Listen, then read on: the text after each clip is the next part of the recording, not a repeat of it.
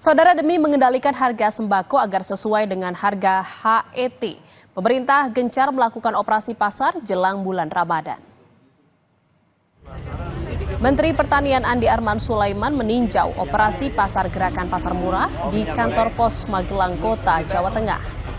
Pada Selasa siang, operasi pasar bekerja sama dengan PT Kantor Pos digelar secara serentak di Indonesia. Operasi pasar berlangsung hingga jelang Lebaran nanti. Mentan berharap harga sembako sesuai dengan HET yang ditetapkan pemerintah. Para media ini diperhatikan. Ini hari kedua kita melakukan operasi pasar sebelum Ramadan. Tujuannya adalah agar masyarakat menikmati harga yang baik.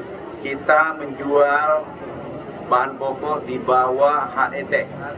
Yang kami tekankan di sini, tidak boleh pengusaha menjual di atas HET. Sekali lagi saya tekankan, tidak boleh menjual di atas HET yang sudah ditentukan pemerintah.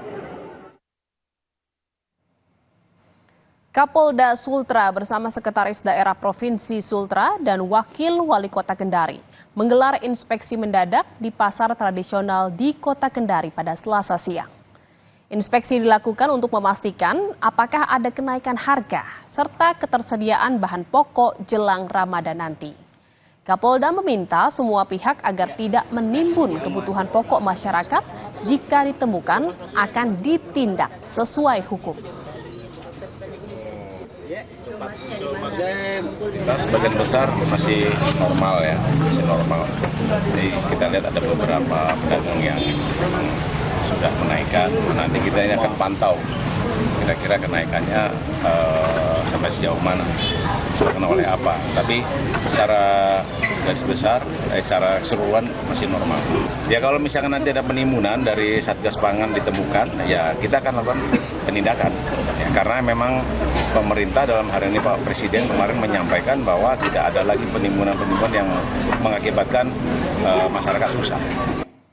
Sorotan berikutnya, Saudara, jelang Ramadan dan Idul Fitri, pemerintah menjamin terpenuhinya bahan kebutuhan masyarakat dan memastikan harga bahan pokok stabil selama Ramadan.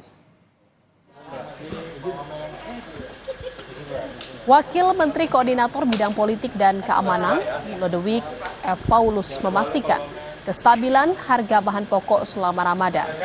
Menurutnya, saat pemerintah telah menyiapkan operasi pasar di ribuan titik.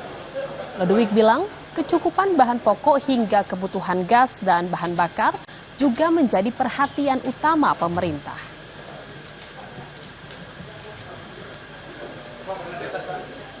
Pemerintah menjamin bahwa pelaksanaan ibadah Ramadan, kemudian Idul Fitri dan arus mudik, arus balik dijamin keamanannya.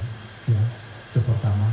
Kedua, pemerintah menjamin terpenuhinya bahan kebutuhan masyarakat selama Ramadan dan juga perayaan Idul Fitri